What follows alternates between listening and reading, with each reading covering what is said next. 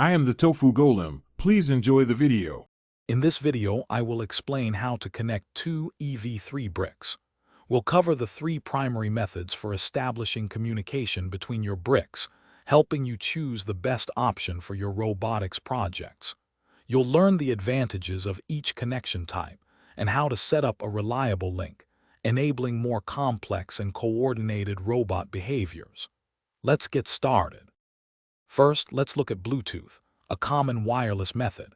You'll need to turn on Bluetooth and ensure visibility on both EV3 bricks. Then, use one brick to search for and pair with the other, typically requiring a passkey like 1234.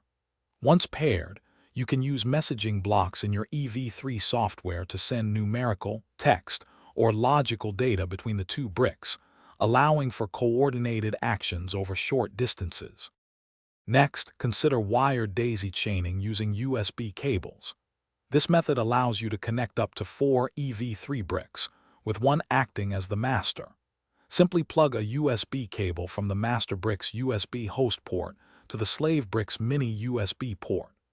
Enable daisy chaining in your EV3 software, and the master brick can then control motors and read sensors on all connected slave bricks, effectively creating one larger, more powerful robot.